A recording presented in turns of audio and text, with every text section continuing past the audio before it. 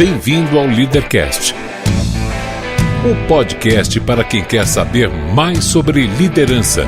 Apresentação, Luciano Pires. O Leadercast chega até você com o apoio da DKT Brasil, que lidera diversas ações de marketing social para incentivar o combate às doenças sexualmente transmissíveis e facilitar as políticas de planejamento familiar. Acesse dktbrasil.com.br. E também com o apoio do LinkedIn, a solução que vem transformando a atração de talentos através das redes sociais profissionais.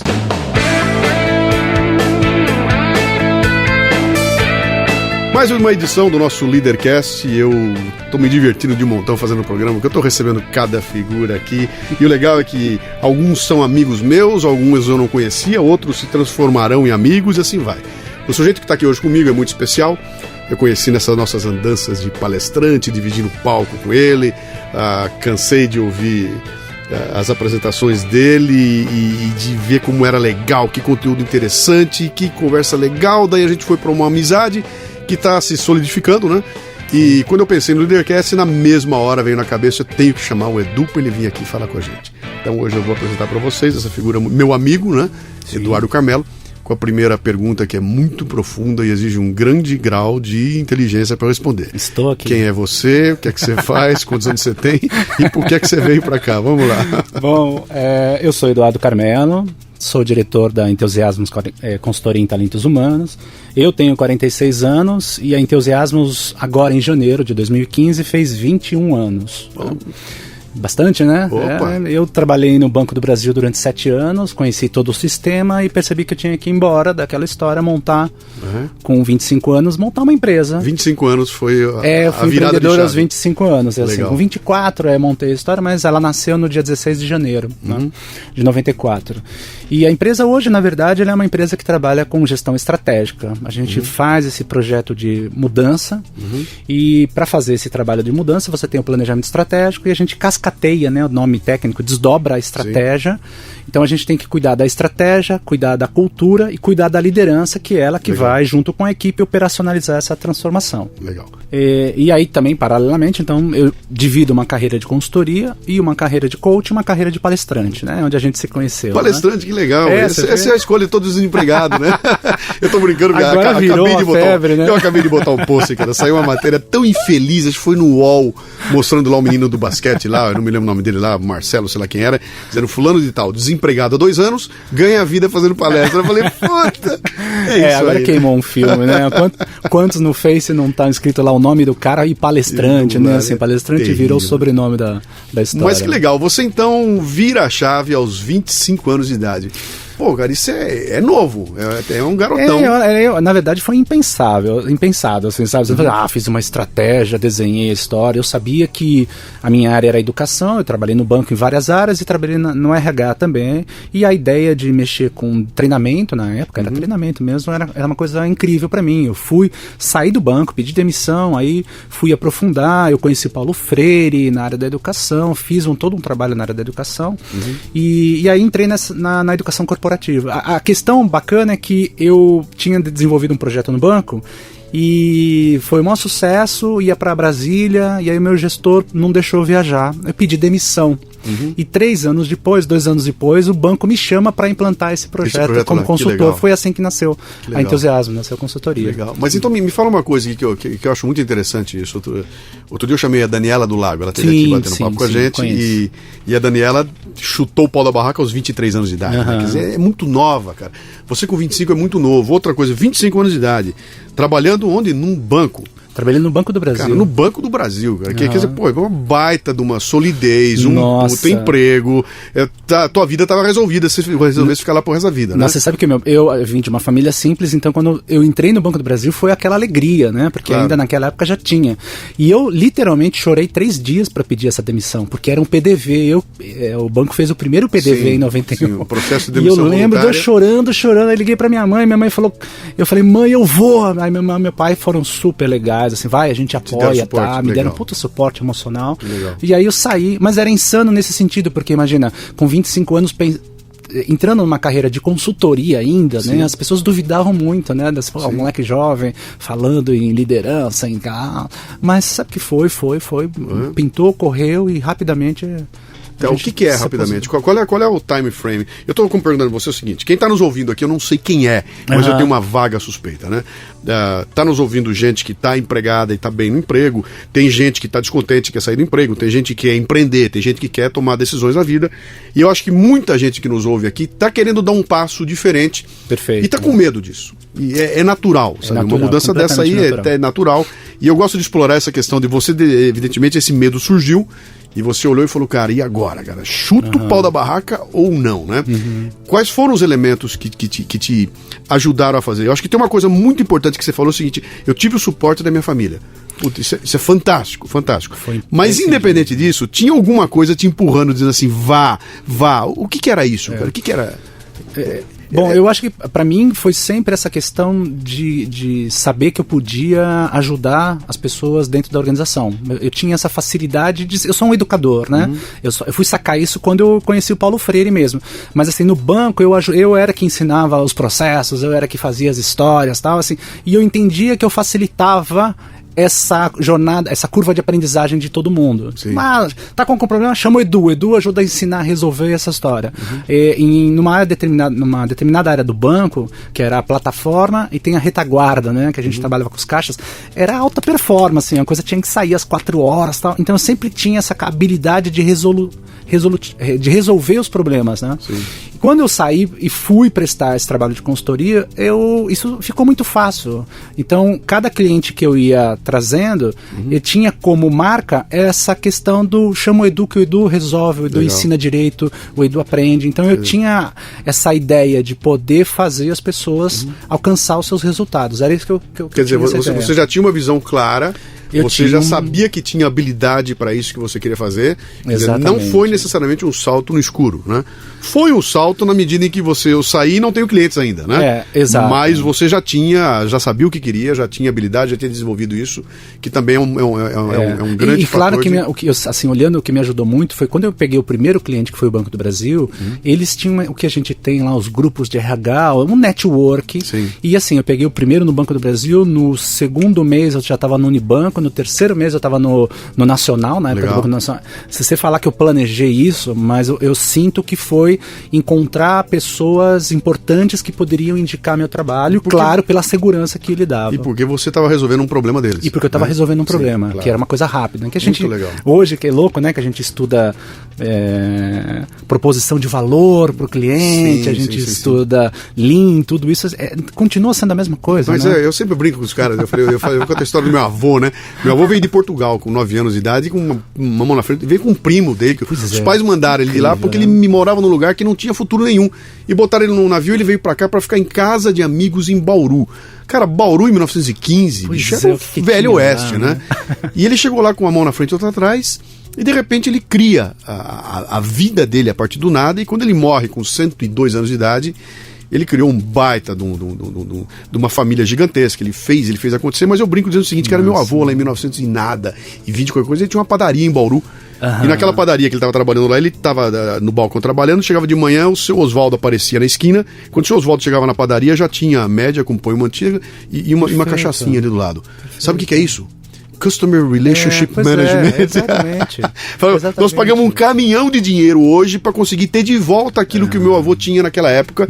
É claro que as dimensões são menores, que você naquela época conhecia teus clientes mão na mão, mas nós estamos buscando desesperadamente isso de novo, né? Cara, eu queria poder enxergar meu cliente no olho, chamar ele pelo nome dele, poder pegar na mão dele, que é tudo que o cliente quer, né? Então, buscar de volta aquilo que a gente sempre quis a vida inteira, né? Eu acho que a gente tem chamado muito disso de um fenômeno que nunca se perde, né? Que está sempre adaptado a esse mesmo princípio, que é conseguir singularizar, conseguir estar próximo, conseguir organizar da melhor maneira possível, resolver uma tarefa ou resolver um tempo do cara, né? Isso é uma coisa continua sendo, tanto que eu lembro que com 25 anos a gente não falava em empreendedorismo, né? Eu era empreendedor, mas não tinha que provavelmente seu avô também não tinha, a gente não ficava nos termos, nos jargões, a gente ia lá e falava, como é que eu posso resolver o problema desse cara? E é isso que gerava segurança, confiança, depois admiração. E um cliente novo.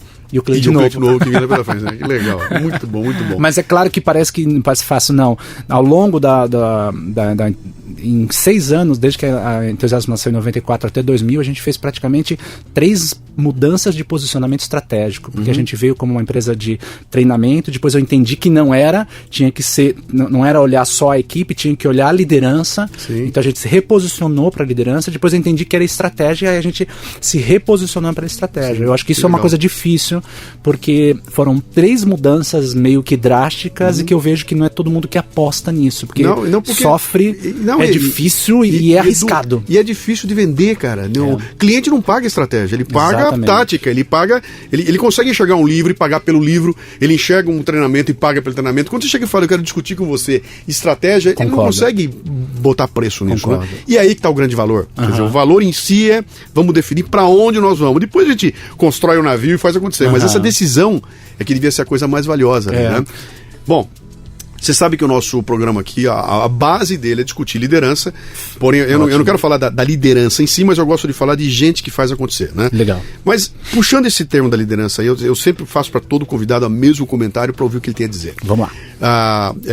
Nunca se falou, nunca se discutiu, nunca se ouviu falar tanto em liderança como hoje em dia, cara. Você vai numa livraria ver o que tem de livro de liderança, é um negócio absurdo, né? A quantidade é um negócio brutal. Você liga a televisão, é liderança. Vai nas empresas, é curso... Nunca se falou tanto no assunto. Por outro lado, quando você vai nas empresas mexer, você descobre que tem uma falta de liderança brutal. Sai da empresa, vem para o Brasil olhar a política, é um problema seríssimo de liderança. Onde a gente vai, o problema é liderança. Como é que é isso, cara? Se é a coisa que mais se fala no mundo é liderança, e o que mais está em falta é liderança, onde é que está o nó? Pois é um enigma. Né? Qual é o problema? Está se falando errado? Está se falando do que não deve ser dito? Os públicos estão errados? O que acontece? Putz, isso é super complexo, isso. Na minha visão, eu acho que a gente erra em 3 questões. Primeiro, que a gente, nessa questão mitológica de ter, que todo mundo já sabe, de ter o líder como um deus. Né? Segundo, que a gente erra em complexidade, ou seja, a gente acredita mesmo que é o líder que faz tudo. Se você pegar todas as capas de revistas que trabalham com liderança, quase nunca sai uma capa mostrando o líder e a sua equipe. É sempre o único cara. Né? Como se ele realmente fosse a história. E a terceira coisa que eu acho que na verdade é que a gente está errando feio, é que a gente põe este elemento sistêmico chamado liderança como ponto principal e na verdade ele não é. Né? Então assim, a gente não olha o sistema gestão e olha o personagem. Tanto que a gente, é uma briga de 20 anos essa coisa de capacitação de liderança que você também vê que está em voga hoje. Os maiores dossiês falam sobre formação de liderança. E onde a gente vê o erro? Quando você idolatra a liderança, põe ele num altar que ele não consegue, a mídia gosta muito de falar sobre as características e o perfil de liderança como se fosse a coisa fantástica. É como se houvesse uma receita, né? Como se houvesse uma receita. E aí, obviamente, o marketing adora isso, porque se tem gente que adora essa receita, então vamos vender essa história e pronto. Mas então ele fica preso na personalidade do cara e quase nunca vai para... o cara que faz acontecer e os seus papéis verdadeiros. A gente tem uma briga nisso, porque tem gente que faz assessment, faz aqueles perfis de personalidade com todo respeito, que a gente considera interessante, mas o que a gente precisa ver não é a liderança como destaque, é ela inserida num contexto de complexidade da gestão, que é o que falha, porque você põe lá, o líder é o cara, aí você treina o líder, aí você vai pra complexidade, o cara apanha naquilo, porque tem outros elementos envolvidos nessa questão. Por isso que a gente fala muito de, não olha só para a liderança, olha para o sistema que está desenhado, olha para a estrutura, olha para a cultura, e esse simples elemento que é legal, mas não está de longe de ser a questão mais importante, que é a liderança. Né? Então, enquanto você parar de olhar esse personagem mitológico e botá-lo no devido papel dele, que ele é um catalisador, mas é um catalisador que inspira, que trabalha, mas que não faz só isso. E que ele é um elemento maior de um sistema, de uma estrutura, aí a gente começa a conseguir mudar este processo. Quer dizer, ele é uma engrenagem dentro de uma grande máquina, que essa engrenagem sozinha não faz coisa nenhuma, e o papel dela é exatamente fazer com que tudo esteja azeitado. Então veja, ele é Quer dizer, a gente tá num mercado que é um polvo, e a gente elege o líder que tem a manha de pegar um tentáculo do polvo enquanto tem outros 8 abraçando ele. Não vai dar nunca certo isso, Sim. enquanto a gente não entender que não é ele o herói, Sim. que tem que ter toda uma estrutura de gestão para dar conta desse polvo. O papel dele é um facilitador, na verdade. Ele é um facilitador, ele é um mediador, ele é um cara que está integrando, né? O Rancharan hoje fala de líder integral, né? A palavra nova, mas ele é o cara que está realmente fazendo essa catalisação. Ele é um neurotransmissor Sim. que está ajudando a conectar tudo a tudo. E aquilo que o mais difícil das empresas entenderem hoje é que, na verdade, um mundo mais complexo está exigindo empresas mais descentralizadas, Sim. flexíveis, adaptativas, e que aquela ideia de comando e controle não cabe mais. Então você tem que trazer poder para as pessoas, estar mais próximo, entender a realidade, só que isso ainda... Quer dizer, não é ensinado ou não interessa para este cara que tem que ralar muito para dar conta de todo esse processo. Até porque isso exige um grau de confiança gigantesco, exige conhecimento, exige... E aí cai naquilo que você falou da cultura, do nosso sistema que é patriarcal ainda, que é paternalista, né? A gente quer mesmo é que o cara dê tudo e acabou, né? Quer dizer, é uma loucura. Eu costumo dizer nas minhas palestras lá que quem define liderança é o contexto, né? E aí eu uso um exemplo. Coisa. Eu pego um exemplo que eu digo o seguinte aqui. Imagina que você tem uma ideia genial, né? E essa tua ideia genial é uma produção de alguma coisa que tem a ver com internet e tudo mais. Aí você pega e vai para os Estados Unidos para mostrar essa ideia pro Bill Gates. Bill Gates.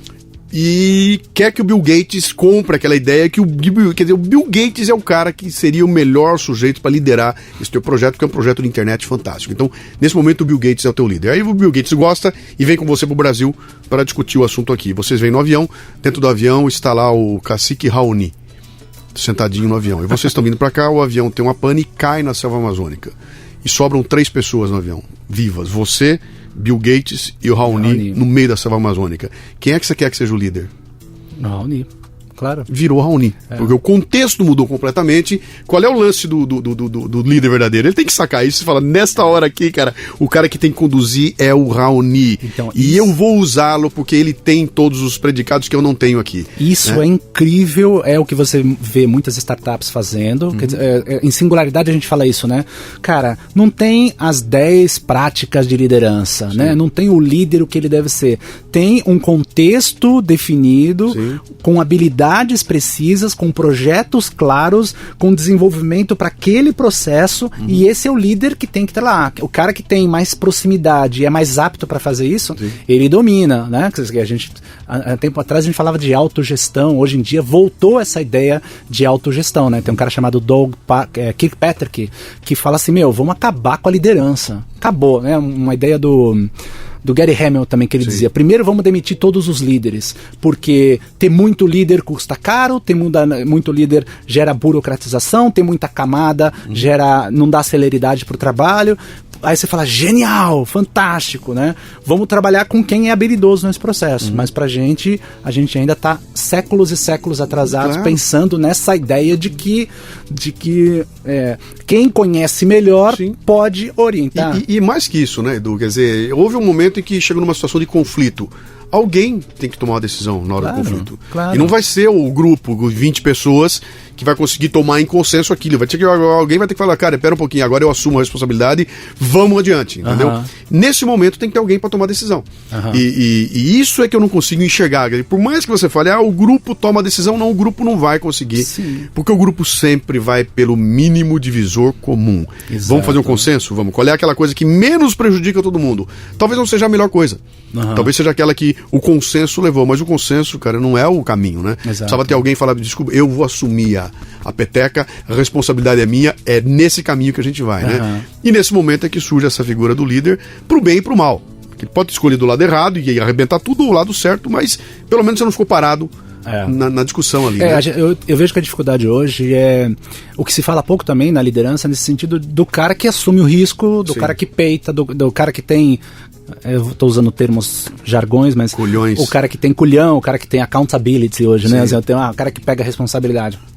e é o que você vê que pouco falta nas organizações, independente da complexidade, porque eu sou um líder bacana no meu pipeline, subiu, aí você conhece bem, você vê esses líderes fazendo essas besteiras homéricas, né? E aí você vê o cara que não arrisca, o cara que não pega pra si, o cara que não assume esse próximo, e aí qualquer besteira que ele faz, aí ele delega pra equipe, e a equipe... Tudo bem. E aí nunca tem engajamento na empresa, que é outra história também, né? Fala-se tanto em engajamento e tal, nunca tem essa história, né?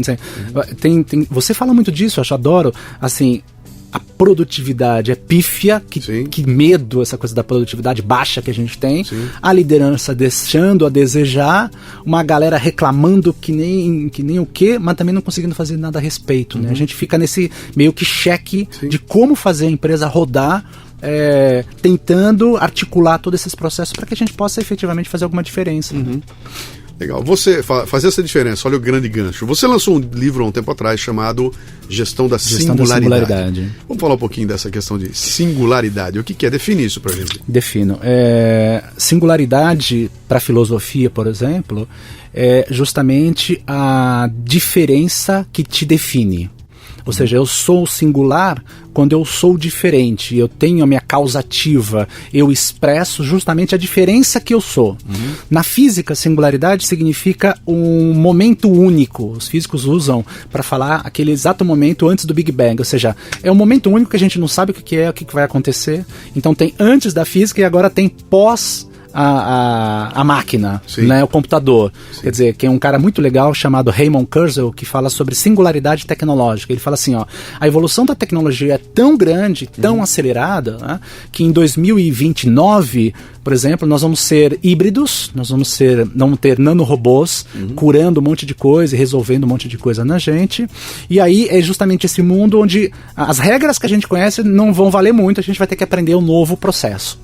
E aí o exemplo mais simples que a gente tem é a questão do Big Data, quer dizer, você tem lá um computador que tem lá milhões de informações e ele está tentando buscar valor no meio daquela coisa, mas no meio daquele processo ele consegue identificar o que você gosta. Então a gente entra lá no site da cultura, né? Você já fez isso? Entra no site da cultura, busca um livro, né? Você entra no Face e o livro que você buscou aparece toda hora ali, ou seja, ele está tentando ler o que você está buscando. Agora, ele faz isso numa carteira de 5 milhões de clientes. Então quando a gente estudou tudo isso, o pano de fundo foi, cara, se o Big Data consegue entender o que você quer, ou que você conhecer melhor você numa carteira de 5 milhões, por que um gestor não consegue conhecer bem os seus 5 funcionários, os seus 15 funcionários? Então a gente começou a analisar em alta performance. A gestão da singularidade é a capacidade que uma empresa tem, a capacidade que um gestor tem de oferecer conhecimento relevante para os talentos que estão em diferentes níveis de entrega, de engajamento e de conhecimento. A gente partiu da máxima do Aristóteles, né, que é poder oferecer o recurso certo para a pessoa certa, na medida certa, no tempo certo, pela razão certa, da forma certa. Mas isso a gente pegou justamente porque a gente estava lá no futuro e tentando entender, codificar esse processo e justamente entender, nas empresas de alta performance, isso faz uma diferença enorme, né? No Brasil a gente tem dois grandes cenários, né? Você tem aquela empresa onde ela está sentada no petróleo, né? Ela está sentada numa mina de ouro, então aquilo jorra dinheiro para todo quanto é lado, ela ganha muito, gasta muito, não tem gestão. Então se um cara faz 90% de performance, 60% de performance ou 30% de performance, não importa, porque no dia seguinte entra mais dinheiro. E né? mascara a ineficiência, está toda mascarada. Mascara a produtividade, a ineficiência do processo. Esse é um mundo que a gente tem dentro das empresas. E tem um outro mundo, então, que é um mundo de alta performance, onde a empresa está dependendo do mercado e ela percebe uma diferença crucial entre 90% e 92%. São varejo, por exemplo, né? Você olha o varejo e fala assim, bom, 1% de diferença de custo faz uma diferença enorme, né? Ou seja, conseguir passar de 92 para 94 é um esforço incrível. Então a gente trabalha dentro dessas empresas e começou a perceber que cada um fazendo a sua parte tinha um impacto muito grande dentro da organização. Então, você pega uma equipe de vendas, onde sempre tem numa equipe de vendas, tem um grupo que está fazendo entre 80 e 120 da meta, um outro grupo que está fazendo de 60 a 80 e um grupo que está fazendo abaixo de 40. Né? Então, no primeiro mundo, no mundo do petróleo, não faz muita diferença se você gerenciar isso. Mas nesse mundo de alta complexidade, a diferença de performance de cada um desses talentos, o gestor conseguindo oferecer engajamento e conhecimento específico, modificar 1 milhão, 2 milhões, modificar 2% no market share, fazia uma diferença incrível, né? Esse é um exemplo do varejo, do Pão de Açúcar, sim, do Walmart, ou seja, de empresas que estão ali, eu nunca me lembro bem, não, isso surgiu num projeto que a gente fez no Pão de Açúcar. Era um diretor que cuidava de uma bandeira e eu fui fazer um projeto com eles para 90 líderes, 90 lojas, né? E esse diretor era incrível, cara, porque ele sabia exatamente o que acontecia em cada uma das lojas. Então ele dizia assim: João, da loja Washington Luiz, ó, essa semana é a semana que vende mais manteiga aqui. Por que você não fez uma apresentação boa ainda? Por que você não antecipou? Luiz, ó, cara, você tá tendo um problema no encanamento, porque semana passada você deixou um buraco furar lá e eu vi que você não resolveu ainda. Ou seja, o cara sabia tudo o que acontecia. Esse cara era uma espécie de gênio, assim, né?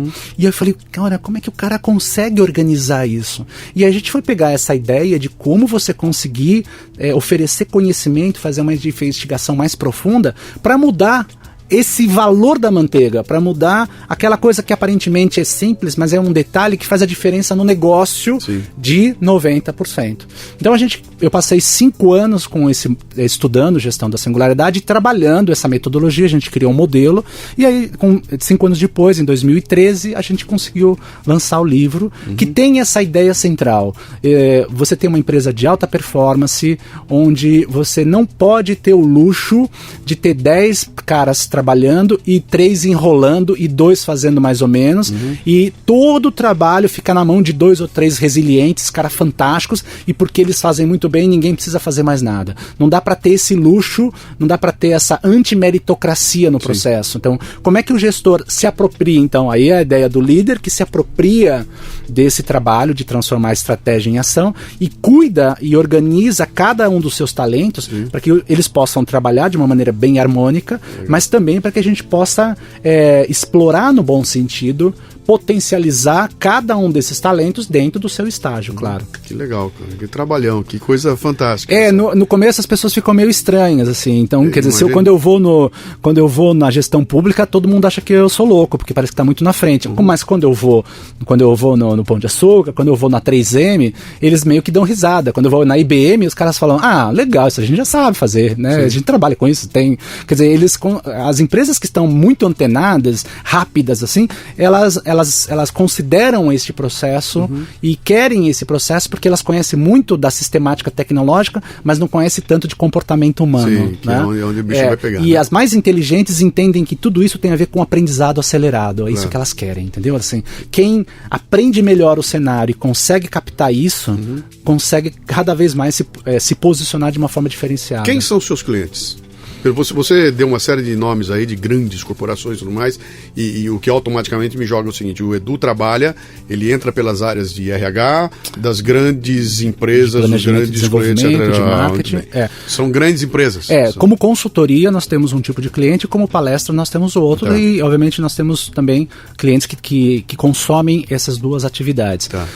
Como consultoria, onde a gente tem os projetos de desenvolvimento de liderança ou de cascateamento da estratégia, a gente tem a 3M, a gente tem a Globo, a gente tem a Volkswagen, são os nomes, a gente tem o Hospital Santa Catarina. Legal. E claro, as grandes empresas são grandes e às vezes você está trabalhando você não está trabalhando para a marca inteira, a não ser que seja um processo estratégico. Às vezes você está trabalhando para uma unidade, para um departamento específico. Mas deixa eu trazer para cá, para o nosso... Vamos sair agora dessas grandes corporações, vamos vir aqui para o nosso... Quem está nos ouvindo do outro lado lá. Edu, eu tenho 25 anos de idade, eu estou nesta empresa aqui há 3 anos, eu entrei aqui como office boy, hoje eu já sou assistente de supervisor, e eu estou preocupado aqui em saber como é que eu faço, minha carreira, o que vem pela frente, o que eu devo fazer, hein?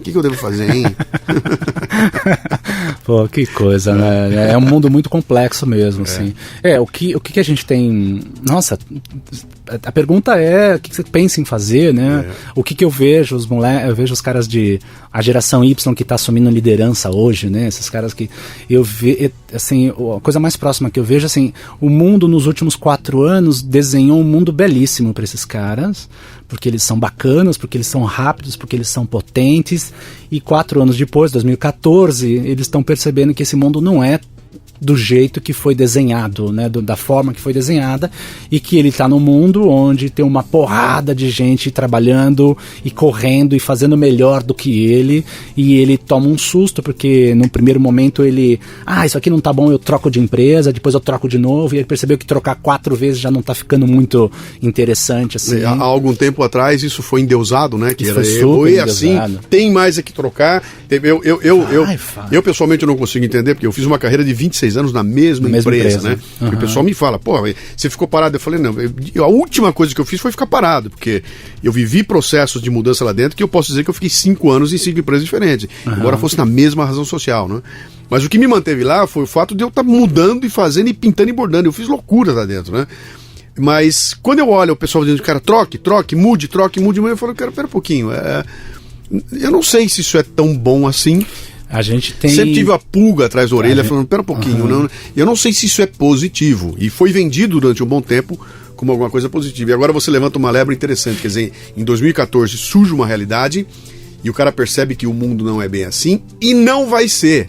Entendeu?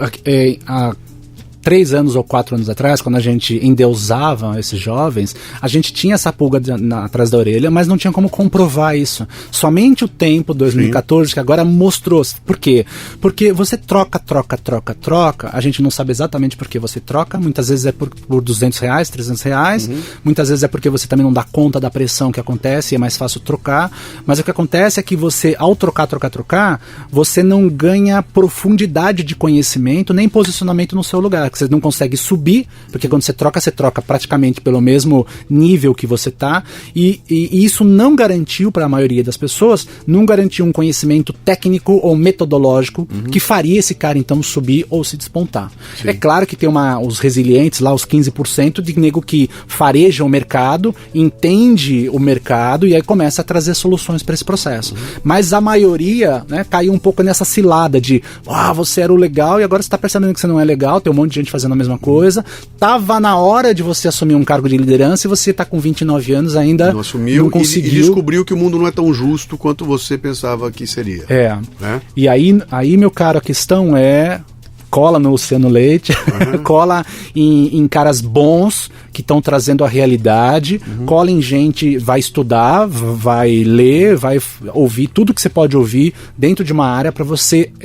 São 2 coisas que é difícil, né? Porque ao mesmo tempo você tem que tentar entender o sistema da organização e ao mesmo tempo você tem que se diferenciar com alguma especialidade, com alguma tarefa que, ninguém sabe fazer, que você tem que ser desejado, né? Essa é a pergunta que a gente sempre faz lá, assim, eu vou lá na FGV, o povo fica doido, né? Porque eu vou dar aula lá e o cara fala assim, alguém te procurou nos últimos 3 meses para um projeto diferente? Aí fica aquele silêncio assim, ninguém te procurou, então você não está sendo desejado. Então se você não está sendo desejado, o que é que você está fazendo, o que você está deixando de fazer? Na nossa área, na área de RH se fala muito do RH estratégico, tá? Que nada, ninguém faz RH estratégico, porque ninguém sabe o que o homem de negócio está precisando. Então a gente sempre fala nisso, tá nessa situação, procura colar no homem de negócio, no cara que te dá a realidade, para que você tentar, no mais rápido tempo possível, aprender alguma coisa de valor sobre a empresa e a partir daí querer se perceber desejado, né? Eu conversei aqui com o Ricardo Jordão, do Biz Revolution. Grande figura. E o Ricardo falou um negócio interessante, ele falou assim, qual é o problema que você está resolvendo? Exato. Então, para pensar assim, qual é o problema que eu resolvo? Eu estou conseguindo resolver. Eu estou conseguindo resolver o problema do meu chefe, né? Ou do chefe do meu chefe, ou do chefe. Se eu descobrir que eu não estou resolvendo problema nenhum, eu tenho um problema. Porque eu sou igual esse monte de gente que está aqui. Por outro lado, e se além disso eu trouxer problema? Exato. Quer dizer, já perdi qualquer diferencial. Você sabe que a maior demanda que eu tenho hoje é a empresa que está dizendo assim, olha, a gente precisa ter a tal da accountability, se responsabilizar. Por quê?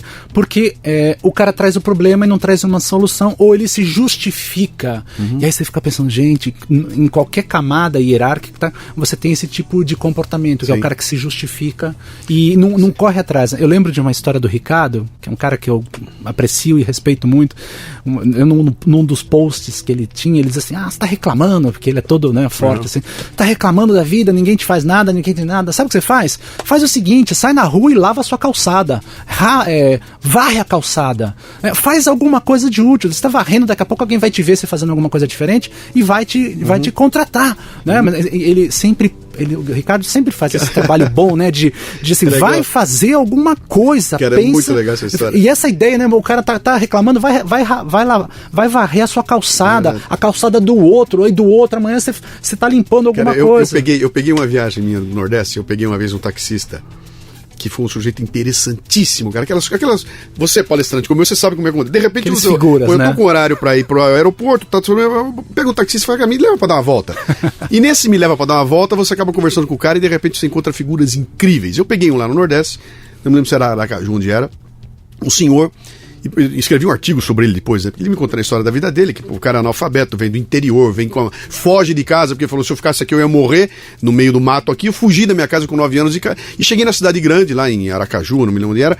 Com 9 anos de idade, eu fui moleque de rua, lavador de carro, até que um dia, aos 18 anos de idade, eu achei que eu precisava servir o meu país, eu fui pro exército.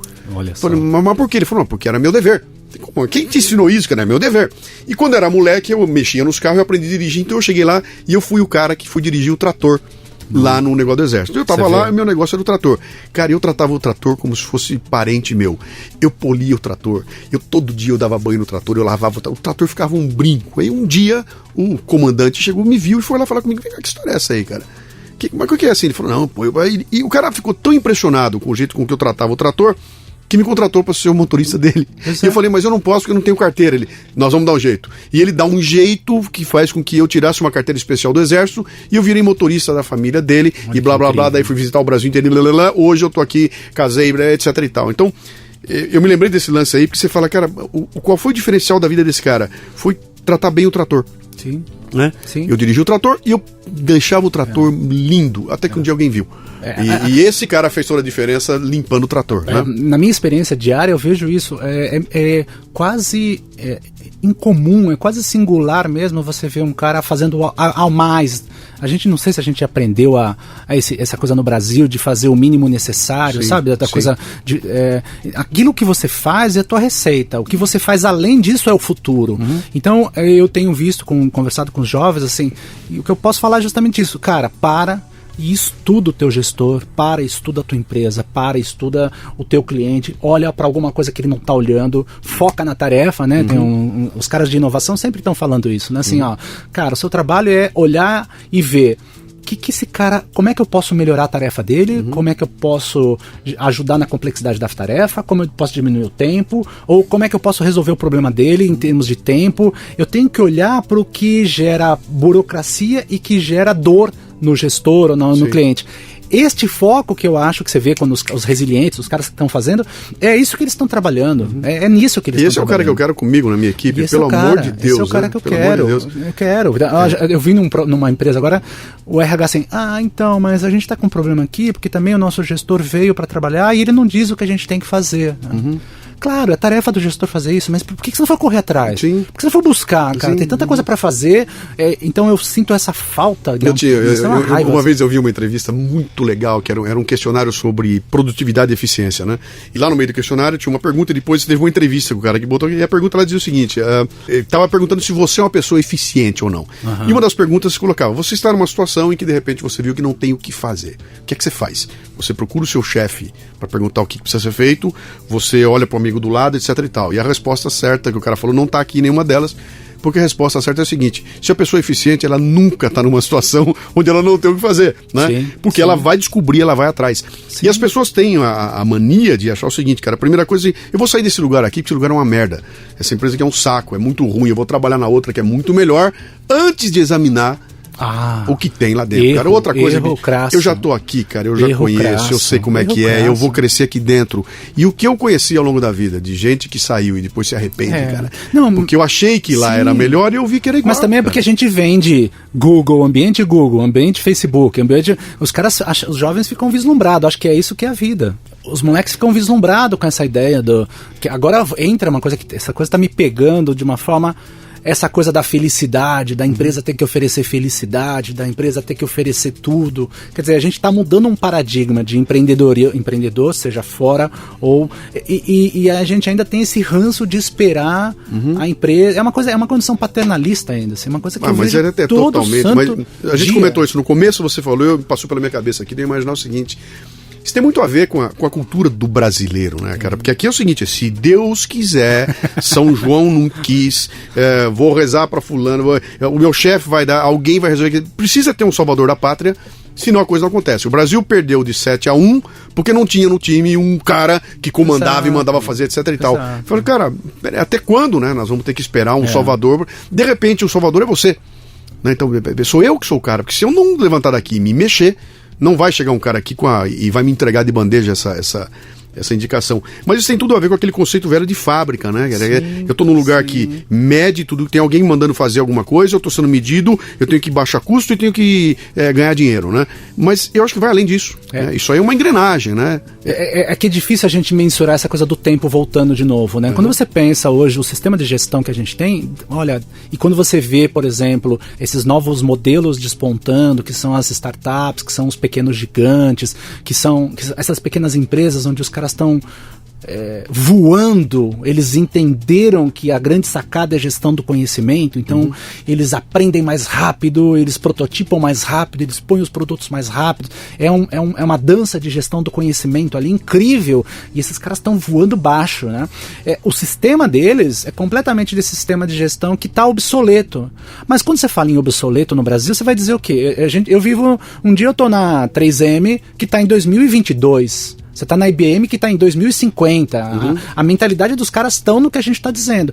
No outro dia você está numa gestão pública que está em 1970. Entendeu? Assim, a mentalidade é muito diferente desse processo. E esse gestor público de 1970 é o cara que está pavimentando a rua do cara de 2020. Pois quer dizer, ele está botando a regra, ele está fazendo a lei, ele está definindo as regras do jogo. E esse cara de 2020 chega com o carrão dele a 180 por hora e vai encontrar uma rodovia que só dá para andar a 22 por hora. Pronto, né? É isso. E o mais triste, que na verdade é uma angústia, acho que a gente está falando tanto angustiado aqui, porque esse sistema está obsoleto e a gente não consegue dizer para o cara que ele vai morrer daqui a 5 anos. Sim. Ou talvez ele até não vá no nosso país, porque uma grande parte do nosso país depende desses burocratas, dessa gente que faz mais ou menos da ignorância do povo, depende disso para se manter.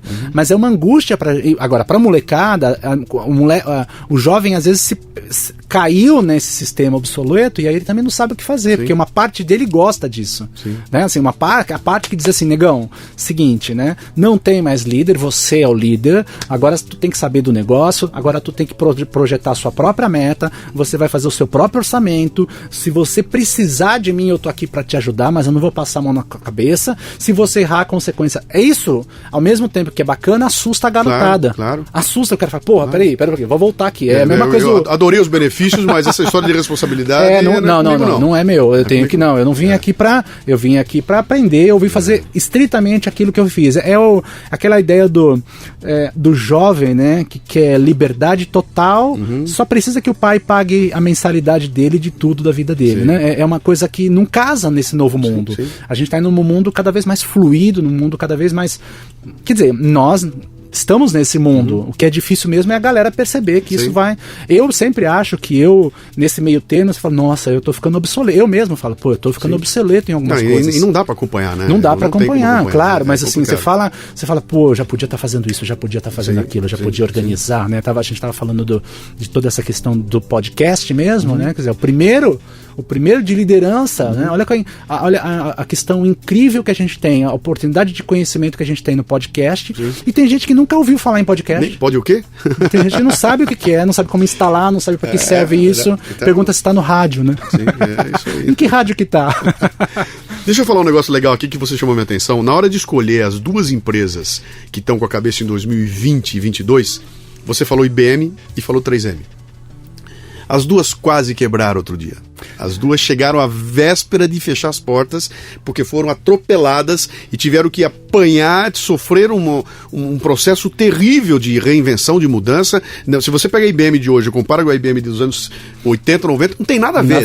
Totalmente diferentes, né? Quer dizer, houve um momento de ruptura ali, onde os caras, bicho, ou muda ou quebra, né? Esse tipo de questão, vamos trazer agora para um outro ambiente que, quando a gente vai discutir a questão política do Brasil, fala, pô, qual é o problema do Brasil? Nunca teve guerra, cara. Não houve aqui um momento em que a gente passou fome, não tinha gás, não tinha água, porque tinha guerra. Não houve aqui um inimigo externo entrando aqui, matando o filho da gente, né? Nós nunca sofremos um trauma desse tamanho, portanto somos condescendentes, né? A IBM sofreu um trauma e ela muda, quer dizer, a importância que tem esses traumas para você sair mais forte deles, né, lá na frente. Quer dizer, tem a ver com a questão da resiliência que você comentou atrás, que é a tua capacidade de receber a porrada e recuperar da porrada, né? E tem tudo a ver com a questão de como é quando você vai liderar a tua vida. Quer dizer, bom, a partir de agora, legal, vou em frente, sou líder da minha vida, larguei meu emprego, vou tocar meu próprio negócio e quebrei a cara, bicho. Passou 2 meses e eu descobri que não era bem assim. Sim. Cara, as coisas não estão entrando, o dinheiro não está dando, bicho. Eu pensei que ia ser fácil, o cliente não veio. Me ferrei, cara, e quebrei. E aí? Como é que você sai dessa história e transforma isso numa coisa de resiliência? Quer dizer, não vou botar o rabo entre as pernas e voltar derrotado, mas na verdade vou usar isso para, a partir daí, eu me transformar em uma coisa a mais, né? Então, você inevitavelmente, para a maioria, você vai passar por uma fase de profunda tristeza, porque na verdade isso está abalando o seu ego, porque você saiu com ego, você saiu achando que ia abafar, bancar e fazer isso, quer dizer, você está dando um beijo na realidade, né? A realidade, você se desiludiu, essa é uma palavra super bacana. Sim. Você saiu daquela ilusão e aí você entra para uma realidade Matrix, né? Uma realidade assim, a coisa é diferente. Quando você falou das empresas, eu ia dizer, a vida é assim, porque nesse mundo de alta performance, você errou 1 ou 2, 3 combinações, você pode voltar do zero. O Ricardo estava falando sobre isso, né? Pô, eu tô aqui no contexto Spinoza, ou seja, eu tô na vida e a vida pode me derrubar a qualquer momento, né?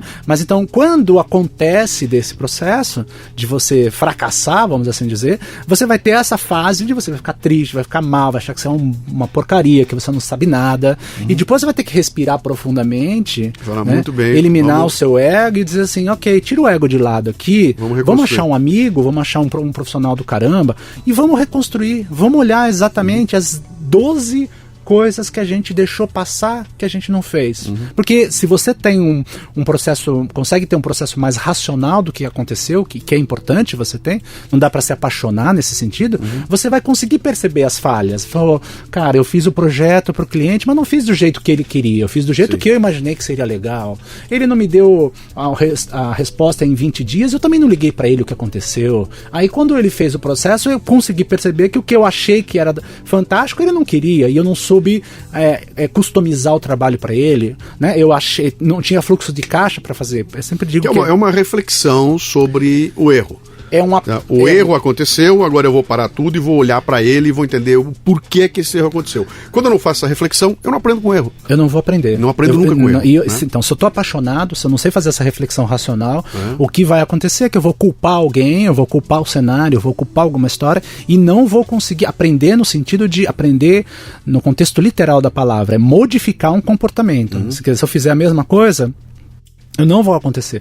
E eu sugiro mesmo, assim, Bom, a gente em 2014 pisei feio diante da complexidade que a gente tem. Sim. Eu tive 4 erros estratégicos no ano passado que foi difícil, entendeu? E não é, porque isso que a gente fala, a experiência, a idade... Isso quer dizer, você é um cara experiente, você já está há 21 anos tocando a tua empresa, conhece profundamente os teus clientes e comete 4 erros estratégicos. Comete 4 erros estratégicos. E não é porque eu me desatenho, porque o cenário está mudando, essa é a dificuldade das pessoas também. O cenário está mudando, a gente está tentando outras coisas, você no fundo também é um elemento dentro desse sistema chamado Brasil, que faz um monte de história e sobra pra gente. Os clientes também, nesse momento de escassez, todo mundo... recolhe, né? Não gasta dinheiro com capacitação, né? Aquelas coisas que a gente tem.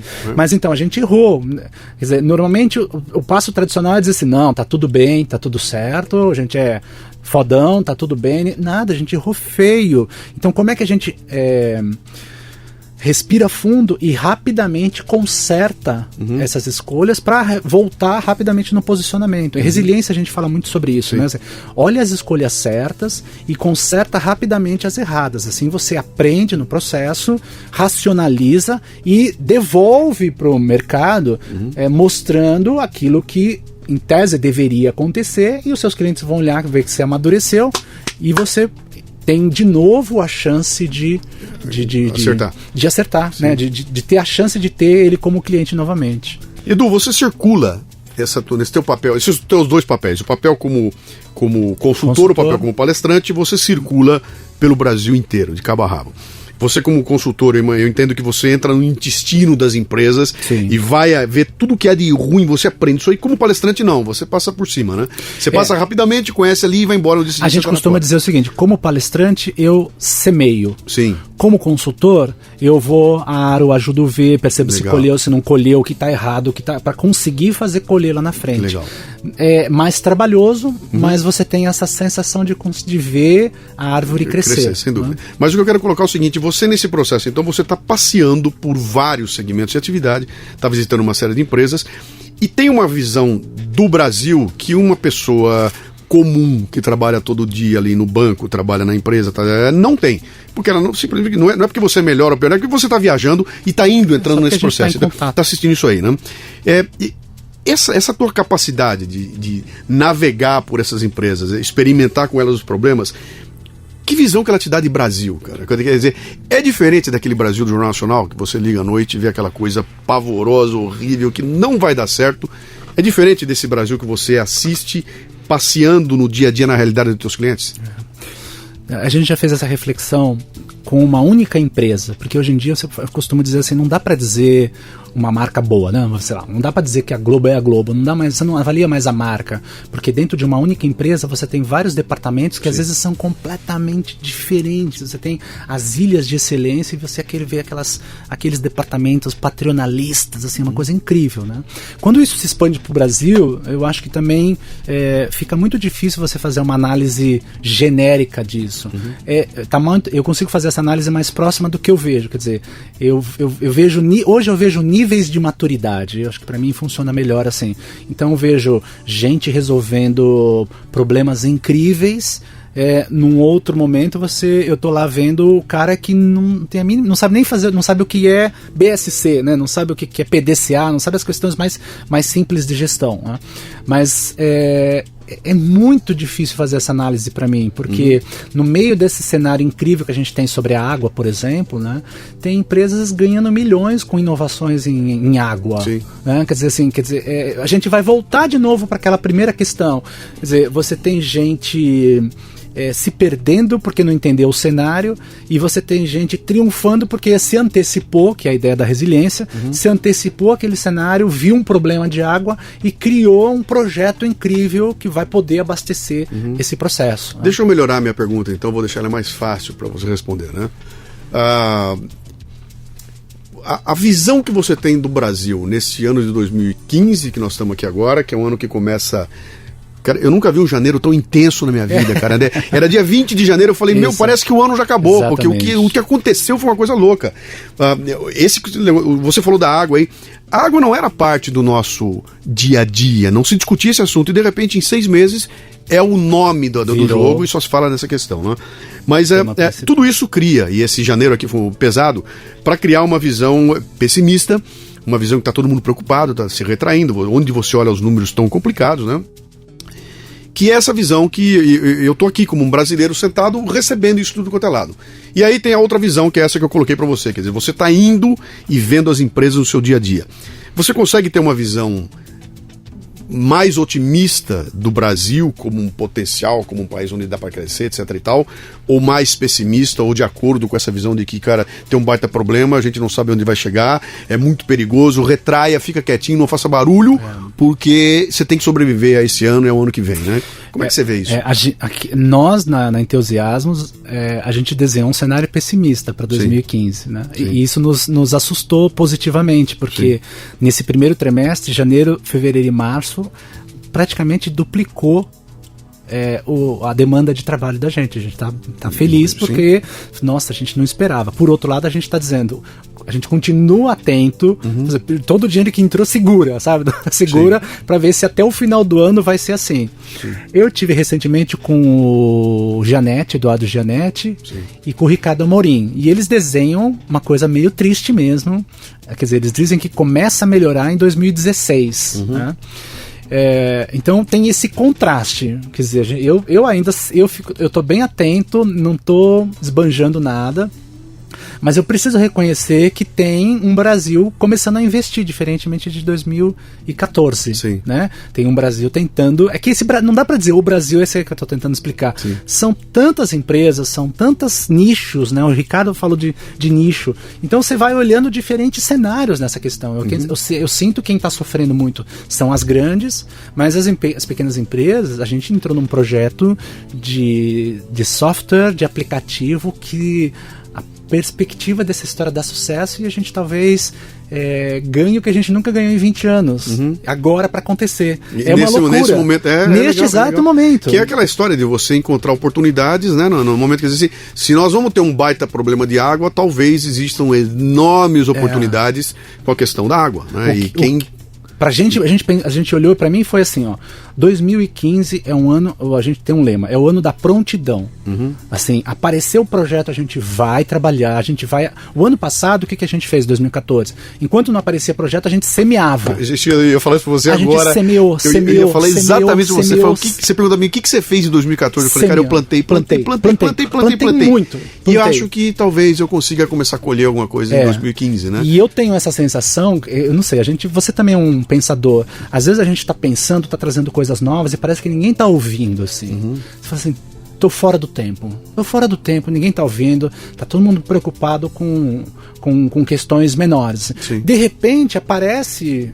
Né, aparece os clientes dizendo assim, sabe aquela coisa que você disse lá 2 anos atrás? Então, agora chegou o momento da gente pensar em autogestão.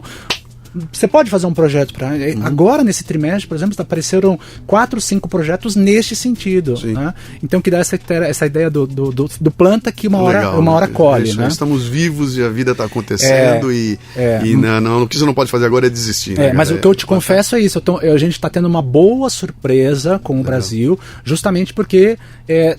talvez a gente tenha aprendido essa coisa da guerra, né? Eu tenho medo disso, né? Porque será que a gente precisa entrar num estágio tão involutivo para aprender? Sofrer um trauma tão grande, né? Essa coisa aquela coisa que a gente aprende pela dor ou pelo amor, tem um autoconhecimento no meio. E eu acho que a gente está começando a aprender por esse autoconhecimento. Legal. E as empresas, eu tenho sentido que elas começam a querer fazer alguma coisa, porque também não dá, né? Claro. Não dá para você não fazer nada. Né?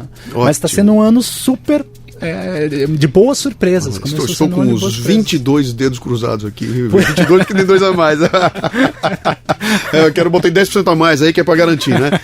Legal, Edu, genial, adorei o papo aqui, eu quero te agradecer, mas fazer o finalzinho que eu sempre faço, né? Quem quiser encontrar o Edu, quem quiser encontrar Enteusiasmos, quem quiser entrar em contato com você, como é que faz? Onde procura?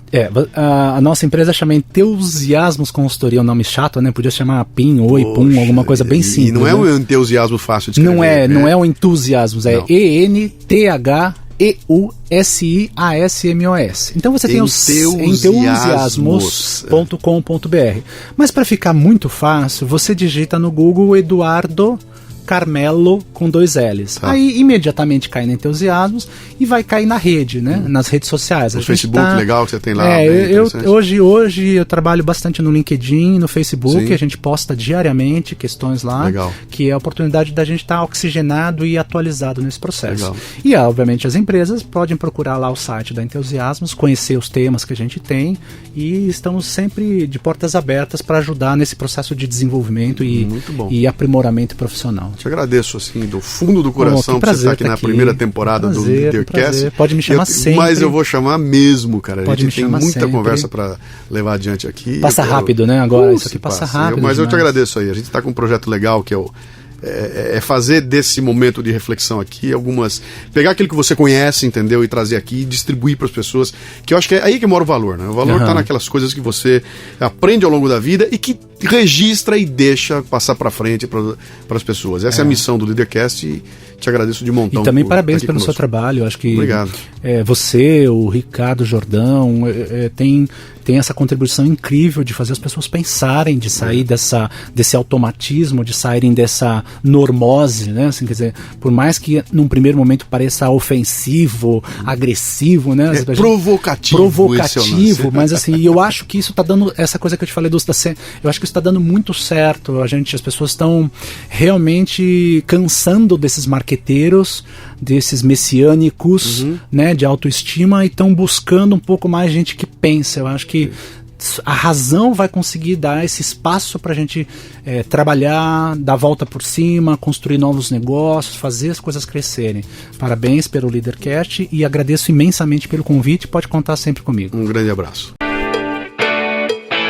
Você ouviu o Leadercast, mas ele continua no portal cafebrasil.com.br, onde você encontrará a transcrição desta entrevista com links e mais informações. portalcafebrasil.com.br. Vá lá, ajude a enriquecer o programa com seus comentários, leia os comentários de outros ouvintes e mande sugestões de pessoas que você gostaria que fossem entrevistadas no programa. E se quiser nos contatar pelo WhatsApp é o 11 967 89 8114. O Leadercast chegou a você com o apoio da DKT Brasil, que distribui a mais completa linha de preservativos e géis lubrificantes do país, com a marca Prudence. A DKT realiza um espetacular trabalho de marketing social, contribuindo para o combate às doenças sexualmente transmissíveis e para as políticas de planejamento social. A DKT lidera e empreende.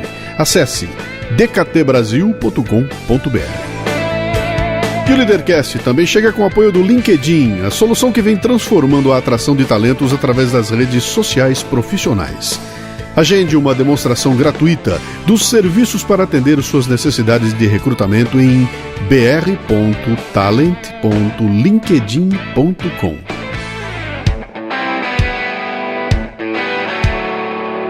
Você ouviu o Leadercast com Luciano Pires. Mais uma isca intelectual do Café Brasil. Acompanhe os programas pelo portal cafebrasil.com.br.